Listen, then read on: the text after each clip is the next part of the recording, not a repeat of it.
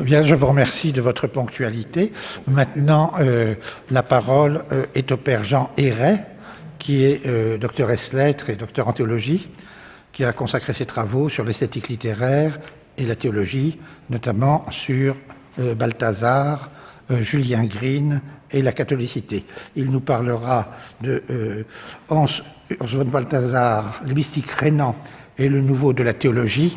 Il nous consolera comme ça un petit peu de la situation bloquée de la diffusion en francophonie des œuvres de Balthazar. Monsieur le Président, cher Père, je vous remercie. Je remercie également Madame Vanier, par ailleurs ma directrice de thèse en théologie, de cette invitation. L'actualité Descartes, à une époque où les chrétiens, et pas seulement eux, ont soif de faire l'expérience de Dieu, tient en grande partie au fait qu'il n'est pas seulement Lese, mais aussi Lebemeister. On l'a entendu assez souvent pendant ces 2 jours de colloque. En effet, sa théologie va de pair avec sa prédication. Il s'agit de penser la relation de l'homme à Dieu, de comprendre davantage l'action de Dieu en l'homme, pour que l'homme puisse avancer sur le chemin de l'union et de l'union intime avec Dieu. Voici déjà un point de rapprochement avec Hans Urs von Balthasar, qui, au milieu du XXe siècle, poursuit un projet similaire dans lequel nous pouvons inscrire sa réception de la mystique rhénane et que nous pouvons alors prendre en considération pour penser à l'heure actuelle une théologie capable de rendre compte et de la vie de Dieu et de la vie des hommes d'une façon qui sache respecter et la liberté de l'un et celle de l'autre, et l'éternité de l'un et la contingence, la croissance dans l'histoire de l'autre, voire l'influence de cette histoire sur l'éternité. Il ne me s'agit pour moi pas maintenant de défendre Balthasar cet après-midi. J'aurai des questions à lui pour voir justement si, à la fin du compte, les reproches qu'il fait à Eckhart ne sont pas des reproches qu'on pourra lui adresser également aujourd'hui. Ma présentation est divisée en 3 parties. La première, je vous introduirai brièvement à quelques caractéristiques de l'œuvre balthasarienne avant de passer justement dans le deuxième temps à une analyse de certains passages de la trilogie balthasarienne où où Balthasar parle Descartes et ensuite aussi de Tolère. Et enfin, je me permettrai donc une petite synthèse avec une vue personnelle, comment avancer. Parce qu'on est à un point de croisement où on a justement cette théologie qui parle du point de vue de l'éternité. Ce que Balthasar nous dira, j'avance un tout petit peu, c'est que l'histoire n'a plus de place alors dans cette démarche. Mais de l'autre côté, à être ancré pleinement dans le contingent, comment penser, en fin de compte, cette union intime, ce rapport du cœur à cœur, cette plongée dans l'amour de Dieu. Il faudra essayer de conjuguer ces 2 dimensions. Donc, passons maintenant à la première partie. Quelles sont certaines caractéristiques que je retiendrai aujourd'hui pour parler de l'œuvre de Balthasar, pour parler de sa réception de la mystique rhénane. Un premier point, c'est que la théologie et la spiritualité, la théologie et la mystique sont intimement liées dans l'œuvre de Hans Urs von Balthasar. Cet auteur prolifique considère en effet que son œuvre écrite n'est qu'un volet secondaire de sa mission. En fait, il a fondé un institut séculier qu'il considère comme sa première œuvre. Il est aussi un grand prédicateur d'exercices spirituels. Et il dit aux gens que s'ils ont suivi les exercices spirituels, ils n'ont pas tellement besoin de lire ce qu'il a écrit. Donc, c'est vraiment quelqu'un qui cherche à être Lebemeister dans ce sens-là. Rappelons encore que le projet théologique de Balthasar s'enracine dans une insatisfaction profonde avec la théologie néoscolastique qu'on lui demandait d'étudier après son entrée dans la compagnie. Aride, elle manque de saveur pour un jeune homme qui a goûté les grands auteurs littéraires et qui est fin musicien, qui a donc un goût très développé et qui vit lui-même d'un événement mystique. En effet, avant d'entrer dans la compagnie de Jésus, Balthazar fait lui-même des exercices spirituels et en 1950 et quelques, il écrit qu'il se souvient encore ce jour-là de l'arbre sous lequel l'appel de Dieu lui est tombé dessus. Il y a une irruption de Dieu dans sa vie qui lui confère une mission, à ce moment encore indéterminée.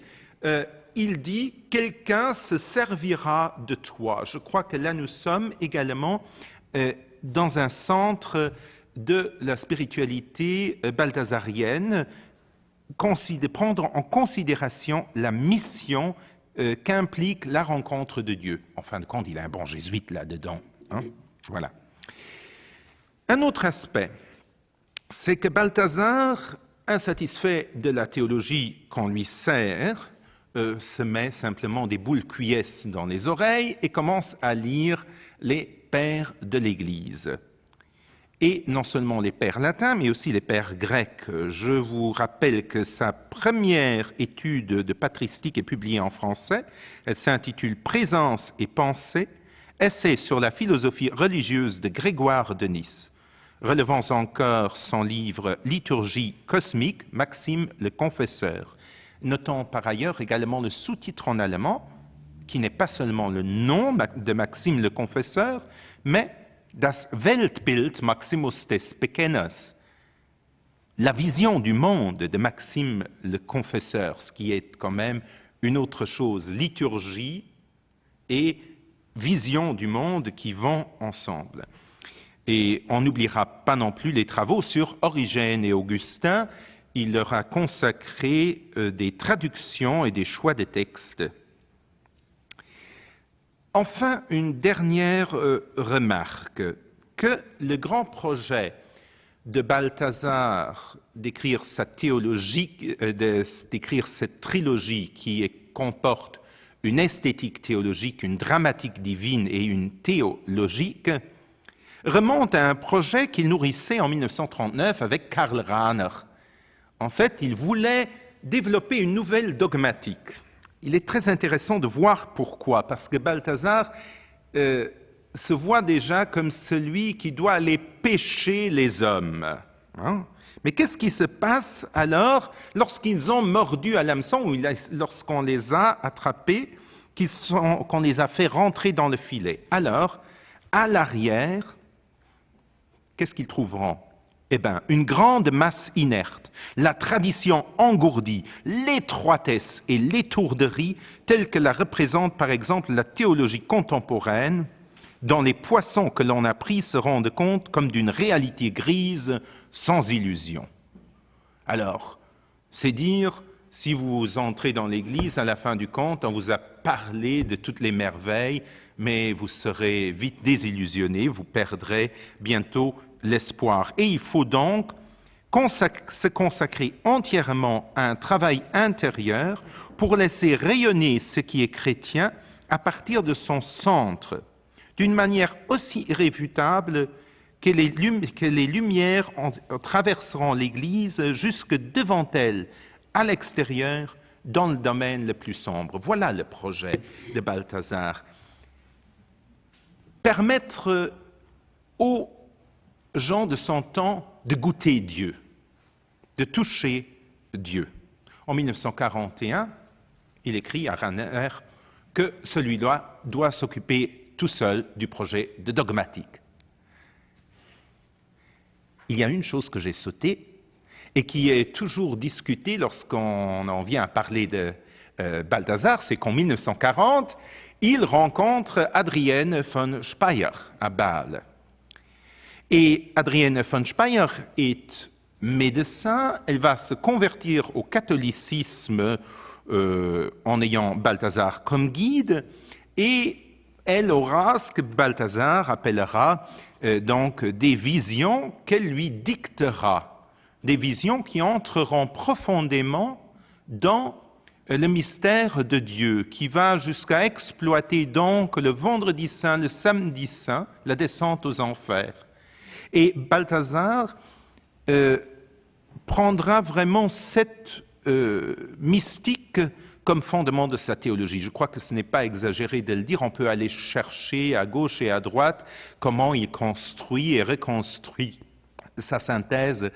Il y a beaucoup dans les visions d'Adrienne. Je n'aimerais donc pas discuter ce qu'on peut penser d'Adrienne aujourd'hui, mais pour Balthazar, c'est ce qu'il appelle une mystique objective, une mystique qui sonde les mystères du credo et qui les présente en fait de façon narrative, non pas dans un langage abstrait d'une philosophique, mais dans le langage concret des évangiles, dans le langage concret des expériences humaines.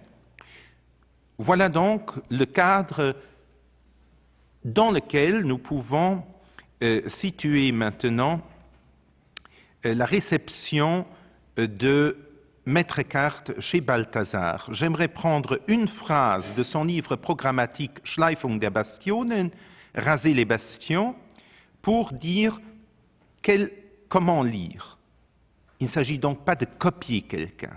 Die Tradition ehren entbindet uns nicht der Pflicht, alles immer von vorn anzufangen. Nicht bei Augustin oder Thomas oder Newman, sondern bei Christus. Honorer la tradition ne nous décharge pas de la responsabilité de recommencer tout, toujours dès le début, non pas chez Augustin ou Thomas ou Newman, mais chez le Christ. Il faut donc tout repenser à partir du Christ. Et voilà quelle sera la référence continue également dans les relectures que Balthazar fera de la mystique rhénane. Je passe donc maintenant à mon deuxième point. Comment est-ce que Balthazar lit Eckhart, tolère Suso? Comment est-ce qu'il les juge? Alors, on peut se demander si ça vaut la peine. Écoutez un jugement qu'il exprime dans un livre autre qui ne fait pas partie de la trilogie. Je parle d'un livre qui ne manque pas d'accent polémique. Il s'appelle « Le complexe anti-romain », publié en 1974, à une époque où on discutait vivement donc, du ministère pétrinien. Je cite, dans ma propre traduction. Avec la chute de Boniface VIII par Nogaret et l'exil français de la papauté, enfin avec le grand schisme qui opposait trois papes et remuait profondément la chrétienté, la séparation de la puissance de gouvernement d'avec le renouveau spirituel redevient à nouveau imminent. Elle se fait sentir bien plus qu'au Xe siècle, car la bourgeoisie et le nationalisme avaient pris la place de l'empire qui portait tout auparavant. Ainsi, la mystique rhénane devient sans monde, weltlos, et introvertie. Et puisqu'on y est, oui, justement, mais il faut provoquer, je crois, un petit peu.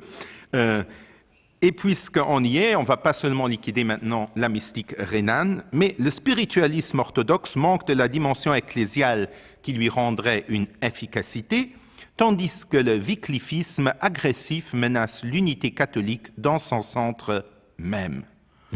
Alors pour ceux qui connaissent Balthazar, qui connaissent son style, on sait qu'il sait lancer de ces jugements péremptoires. Il faut aussi voir qu'il se réfère néanmoins à une situation historique donnée et qu'il regrette qu'à l'intérieur de cette situation-là, on n'ait pas su peut-être répondre de nouveau assez bien, que l'on n'ait pas su donner le pain qu'il fallait aux gens qui le réclamaient. Sa tâche, son désir, c'est d'être capable de le faire. Et Balthazar est le dernier qui ne voudrait pas donner de la nourriture qui vient de la tradition à ceux qui sont ses lecteurs, tout au contraire, il veut tout sauver, tout remettre même à disposition, voilà pourquoi il fonde une maison d'édition, pour qu'on puisse se ressourcer. Qu'en est-il alors de ce jugement péremptoire porté sur la mystique rhénane? Regardons donc dans l'esthétique théologique, qui s'appelle La gloire et la croix. Elle contient un volume consacré au domaine de la métaphysique. Balthazar y passe en revue des siècles de philosophie et de théologie pour voir comment les êtres humains ont pu percevoir la lumière de Dieu, sa gloire. Il va alors consacrer quelques pages à Eckhart. Ces pages seront intitulées « L'être comme Dieu ». Dès le début, il en vient à affirmer qu'il faut donc dégager une expérience pure et sans ombre de Dieu de son revêtement conceptuel et verbal. Cette expérience, même dans ses aspects les plus hardis, est authentiquement chrétienne, mais elle s'habille de vêtements du passé et, ainsi déguisée, laisse à l'avenir un héritage aux effets quasi illimités. Ceux-ci s'étendent à Luther, mais aussi Nicolas de Cuse, Spinoza, Böhme, Kant, Fichte, Schelling et Hegel. Fin de citation. Quels sont les reproches donc que Balthazar dressera? Eh bien, il ne contestera d'abord pas qu'il y a vraiment une expérience profonde, catholique, chrétienne, orthodoxe en Eckhart. Cela n'est pas mis en doute. Loin de là. Il va même situer Eckhart sur la même ligne que Benoît, François et Ignace, qui définissent ensemble une existence d'exténuation totale, de pure transparence pour la gloire toujours plus grande de Dieu. Mais il dira que Eckhart reste tributaire, en fait, du langage dont il se sert. Il reste trop tributaire des catégories néoplatoniciennes. Admettons que l'on n'a pas besoin d'être d'accord avec cela, comme le fait par ailleurs Gilson, qui ne partage pas ce jugement. Alors, cela restera une préoccupation constante pour Eckhart. Le langage et comment on peut l'interpréter. Le rôle que les héritiers, non pas Descartes spécifiquement, mais d'une forme de pensée qu'il a générée, ont joué dans l'histoire intellectuelle et ecclésiale européenne, pèse chez Balthazar lourdement sur l'appréciation de la valeur globale de la théologie Descartes. C'est-à-dire, il se demande aussi qu'est-ce qui en sort, qu'est-ce qu'on a pu en faire, et il tire évidemment une certaine ligne jusqu'à Hegel. Petite parenthèse, il faut savoir que Balthazar a commencé à travailler sur l'idéalisme allemand.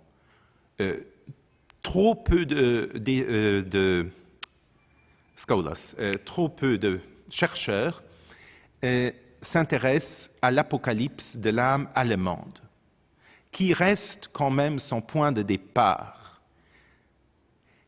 L'idéalisme allemand connaît pour lui encore une filiation qui a conduit, à la fin du compte, au cataclysme du XXe siècle. Il faut voir cela chez Balthazar. Il est marqué par la Première Guerre mondiale, par aussi la situation sociopolitique qu'il rencontre à Vienne lorsqu'il y étudie après la Première Guerre mondiale. Il est marqué également par le nazisme qu'il retrouve dans la fin des années 30, lorsqu'il travaille à la Stimmen der Zeit, à Munich, etc. Il est vraiment traumatisé par cela et pour lui, il ne voit pas les composantes sociologiques, politiques, etc. Pour lui, il s'agit d'une lutte au niveau intellectuel. Je crois que là, c'est un des reproches qu'on peut lui faire, mais où il apporte aussi quand même un élément qu'on n'intègre peut-être pas assez dans les analyses de cette époque. Alors, voilà pour ce qu'on peut dire. Il y a un autre reproche que Balthazar adressera à Eckhart, c'est celui qu'il ne réussit pas à articuler justement de façon assez précise la diastase originale entre le créé et son créateur, diastase qui permettrait justement de penser davantage l'autonomie de la créature et de penser aussi justement le rapport de l'être de Dieu à l'homme dans l'incarnation et comme un amour qui se donne. Il faudra par exemple relire maintenant la thèse aussi d'Isabelle Raviolo pour voir si ce que Balthazar dit là correspond vraiment au texte de Descartes. Il faut savoir que dans la Gloire et la Croix, il cite abondamment l'édition Kohlhammer. On peut se demander comment il a pu le faire. Je crois qu'Alois Haas y est pour quelque chose. Alois Haas a collaboré très étroitement avec Balthazar. Mais quand on passe à l'édition de la Dramatique divine, surtout au 3e et 4e tome, Balthazar reprend là également Eckhart et Toller, mais ses jugements sont beaucoup plus secs et il tourne de nouveau autour du langage d'Eckhart. Et il dit, alors maintenant il faut trancher, il faut dire non, ça ne peut pas aller dans cette direction-là. Il faut maintenant tirer une ligne, dire non, Eckhart a tort. Il va jusqu'à citer alors In Agro Dominico pour confirmer ses jugements. Il ne se réfère plus tellement aux éditions des critiques des textes, mais à l'édition de Joseph Quint. N'en resterait-il donc rien de cette mystique rhénane si Balthazar, avec toute sa méfiance par rapport à Eckhart, se tourne quand même avec un certain attrait vers Jean Toller, dans lequel il reconnaît précisément un ancrage plus christologique. Dans La Gloire et la Croix, il ne parlera pas immédiatement de Toller après Eckhart, il intercalera un petit chapitre qui s'appelle La métaphysique des saints, et où il dit justement que à une époque, de nouveau, qu'il caractérisera comme le sombre XIVe siècle, où les gens ont soif de Dieu, on avait le choix ou bien de se lancer dans les spéculations de Maître Eckhart, où l'ouverture illuminante de l'acte-être serait fondée dans l'ouverture illuminante de l'esprit humain, mais qu'on risquait alors d'identifier finalement ces deux libertés, et qu'à la fin du compte, l'être humain se retrouve seulement enfermé en lui-même. De l'autre côté, il dit, on peut repenser la métaphysique à partir d'une lecture de la Passion à la lumière de la tragédie classique et dire, il faut interpréter l'événement antique, historique de la mort du Christ comme une donnée ontologique aussi au sens métaphysique.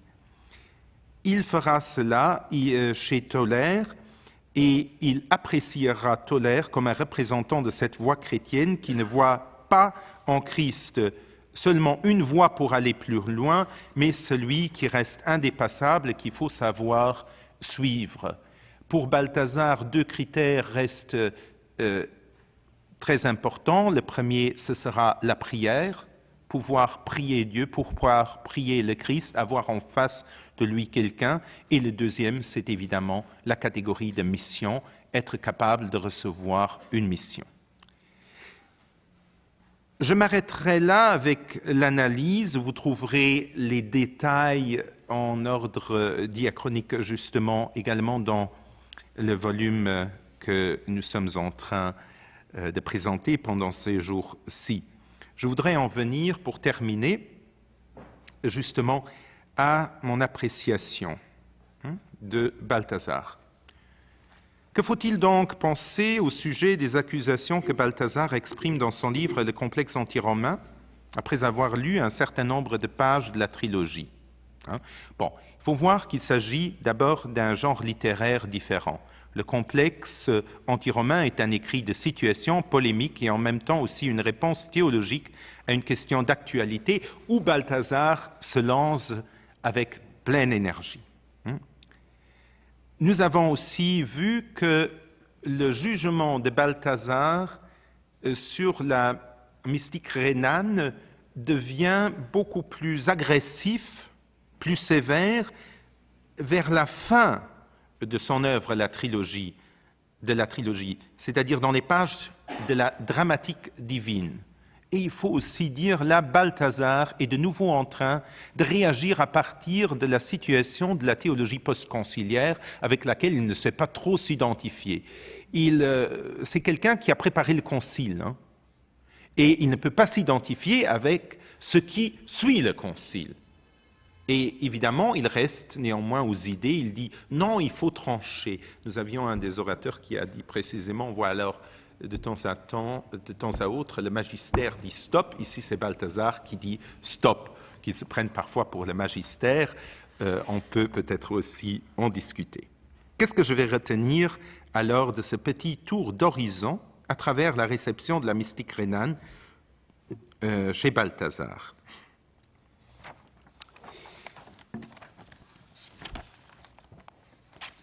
Est-ce qu'on ne peut justement pas accuser Balthazar de perdre lui-même la réalité historique, concrète, qu'il voulait sauver, hein? Et je crois que c'est vrai. Pourquoi? En fait, il perd le monde concret, vécu matériellement, le monde que j'aimerais caractériser par rapport à la pensée théologique en me référant au concept du non-identique que j'emprunte à Adorno. Il ne peut en être autrement chez Balthazar, puisque ses partenaires de dialogue sont des philosophes et des auteurs littéraires, mais des auteurs littéraires qui entrent justement dans sa pensée. On connaît en effet sa réticence par rapport aux sciences naturelles et humaines. Il est certain que ces sciences, pendant longtemps, aimaient aussi prétendre à une explication complète du monde et des phénomènes religieux. Mais enfin, ces sciences ont contribué à accroître la densité et le poids spécifique du monde comme de chaque histoire personnelle et communautaire. Elles ont contribué à souligner précisément l'autonomie de cet être contingent dont la diastase fondamentale due à la création enracinée dans la Trinité, dans le Fils éternel, permet de rendre compte. Or, ce n'est pas assez fait. Sinon, si on ne va pas le faire davantage, nous assisterons encore de plus à la fragmentation disciplinaire du savoir et en fin de compte aussi de la personne humaine. Je ne suis pas sûr qu'il soit inévitable de suivre cette voie. En effet, il existe pour moi un lieu d'intégration, un lieu d'une approche englobante qui ne sera jamais parfaite, jamais terminée, toujours à renouveler. Il existe un lieu d'une expression synthétique organisant la cohérence d'un ensemble de systèmes de représentation et ce lieu, à la fin du compte, c'est la relation vécue à Dieu, où nous aurons besoin justement des deux discours. D'un discours qui sache parler de l'éternité, parce qu'il nous amène dans le cœur de Dieu, mais qui doit en même temps être complété aussi par un discours qui est fondamentalement enraciné dans l'événement antique de l'incarnation, qui est enraciné également dans tout ce qui est la réalité humaine. Si nous tentons justement alors non pas de penser une synthèse hégélienne, mais de décrire peut-être davantage comment nous intégrons les différents éléments dans une relation constitutive à Dieu, alors je crois que nous serons aussi prêts pour être des Lebemeister pour les gens de notre époque. Mesdames, Messieurs, je vous remercie de votre attention. Exactement 30 minutes.